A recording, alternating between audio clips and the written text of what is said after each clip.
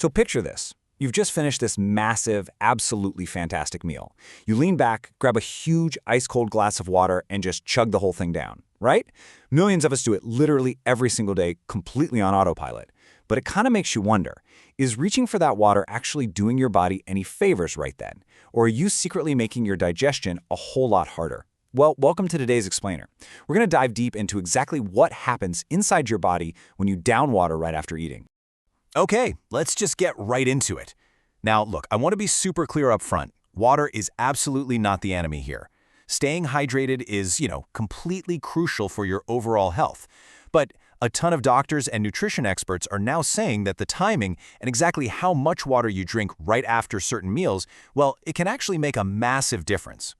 Gulping down huge amounts of water immediately after eating, that can trigger some pretty surprising reactions. We're talking serious bloating, sudden discomfort, or even acid reflux. First things first, though, we really need to bust this huge internet myth. I'm sure you've seen it online. People claiming that drinking water somehow washes away your digestive juices or just completely stops digestion in its tracks. Yeah, no, that's simply not true. Your body is incredibly smart and it adapts its digestive secretions perfectly. The actual biological reality, water itself is totally fine. The real culprit is combining a high volume of water with bad timing. That's what creates physical pressure and discomfort. It's not about ruining the chemistry of your stomach, it's simply about overwhelming its physical capacity. All right, let's look at our first scenario. Section 1, the spicy food trap.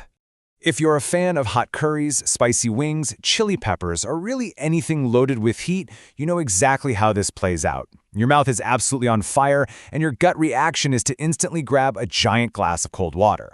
But to figure out why that basically never works, we've got to look at the science of spice. That intense burning sensation comes from a natural compound called capsaicin. And capsaicin physically binds itself directly to the pain receptors in your mouth and actually all the way down your digestive tract. And here is the wildly counterintuitive part. Water actually does not dissolve capsaicin very well, at all. So when you're desperately gulping down water trying to put out that fire, you aren't washing the spice away. You are literally just spreading that fiery compound all over your mouth and throat. That's exactly why, sometimes the burn actually feels way worse right after you take a drink. But hey, the heat in your mouth, that's really only half the story. If you're someone who occasionally deals with acid reflux or heartburn, this next part is super important.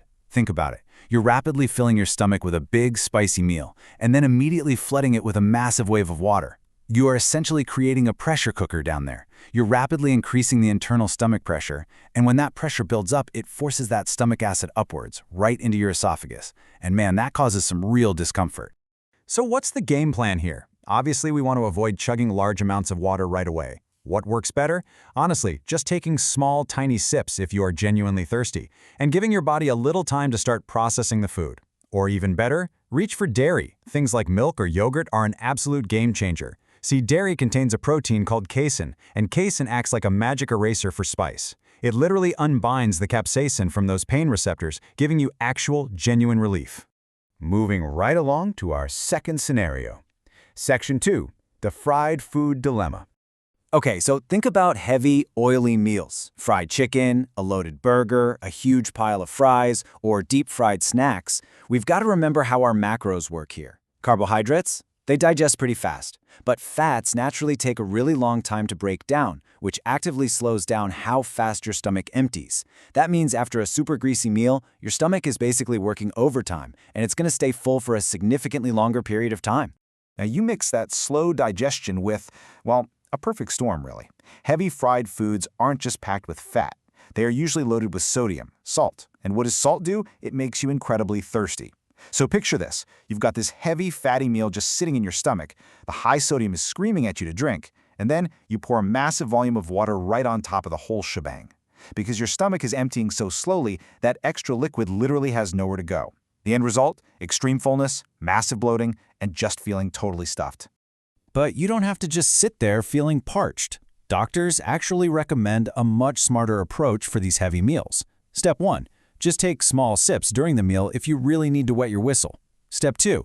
Once you're done eating, hold off. Wait about 20 to 30 minutes before reaching for a full glass. And Step 3. Drink your water gradually over the next hour, rather than chugging a whole bottle at once.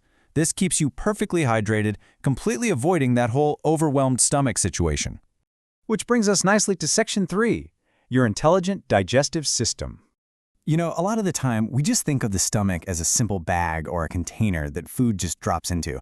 But it's so much more than that. It is this incredibly intelligent, highly dynamic organ. It purposefully and carefully mixes your food with digestive acids and enzymes, and then it slowly, meticulously releases that mixture into your small intestine. It's a highly controlled process. Having a moderate amount of water does not mess up this brilliant system. It's only when we force a massive, sudden flood of liquid into that space that we unnecessarily ramp up the physical pressure and make ourselves miserable. And that leads to a really fascinating takeaway from gastroenterologists. So many of us are super quick to blame the water for feeling bloated, when actually, scratch that. The biggest issue is usually just the portion size of the meal itself. The real fix often boils down to mindful eating habits. We're talking about slowing down while you eat, really chewing your food well, and sticking to reasonable portions. Basically, stopping when you're comfortably satisfied, not stuffed to the brim. If you do that and just remember to sip water consistently throughout the day instead of saving it all up to chug right after dinner, your digestion's going to improve dramatically. So, we've successfully cracked the code on spicy and fried foods. But wait, what actually happens when you mix a huge amount of water with massive, high-protein meals or fruit-heavy dishes? The science gets even more wild here. It turns out high-protein meals might require an entirely different, highly specific hydration timing, which is absolutely crucial if you're trying to build muscle or lose weight. But you'll have to wait to uncover those secrets in our next explainer. Until then, remember to sip smart, and I'll see you next time.